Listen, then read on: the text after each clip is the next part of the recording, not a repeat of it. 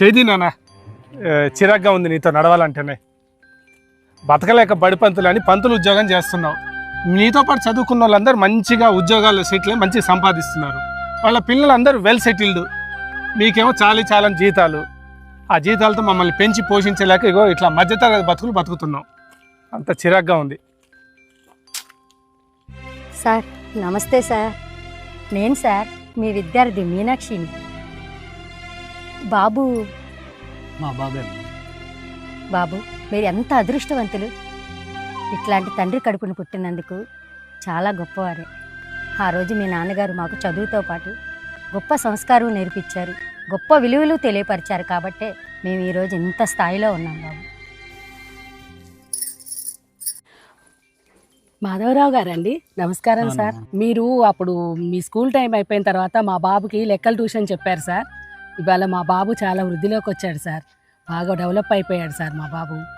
నమస్కారం సార్. బాబు మీ బాబా సార్? అవునమ్మా మా బాబు. బాబు ఇలాంటి తండ్రి కడుపులో పుట్టడం నీ అదృష్టం నాన్న. ఓకే సార్, నమస్తే సార్, వస్తాను. ఓకే. నమస్తే సార్. ఈ నెల 8వ తారీఖున ప్రోగ్రామ్కి మీరు వస్తున్నారు కదా? ఎందుకు రాకుండా ఉంటారే? మాస్టర్ చేతుల మీదకి ఎన్నో వేల మంది విద్యార్థులను తీర్చిదిద్దిన సారు. పైగా ఆ సార్ దగ్గర చదువుకున్న ఒక విద్యార్థి కలెక్టర్ అయ్యాడు. మా మాస్టర్ వస్తే తప్ప నేను రానని అంటున్నాడు. సార్ మీరు తప్పకుండా రావాలి సార్. అలాగే. వెళ్ళొస్తాను. మాధవరావు బాగున్నావా? లలిత బాగున్నావా నువ్వు? ఏం బాగుంటాను.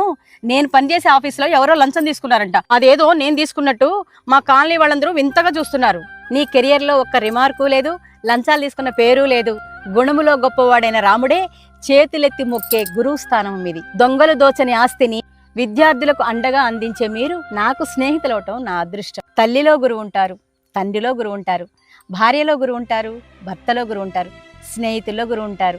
ఎందెందు చూసినా అందందు గురువు మీరే కదండి. అందుకే మీలాంటి గురువుల స్థానం తారాస్థాయి. ఇలాంటి తండ్రి కడుపులో పుట్టినందుకు నువ్వు చాలా అదృష్టవంతుడివి. వెళ్ళొస్తాను మాధవరావు. అలాగే. నాన్న నన్ను క్షమించండి నాన్న, నన్ను క్షమించండి నాన్న. గురువు యొక్క గొప్పతనం తెలుసుకోలేక తప్పుగా మాట్లాడి నన్ను క్షమించండి నాన్న, నన్ను క్షమించండి. ఈ తప్పు నువ్వు తెలుసుకున్నావు కదా, వెళ్దాం పద.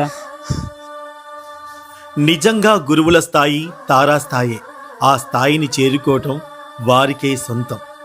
ఈ కథ చూసిన తర్వాత వెంటనే మీ గురువులకి ఫోన్ చేస్తే మేము చాలా ఆనందంగా ఫీల్ అవుతాం.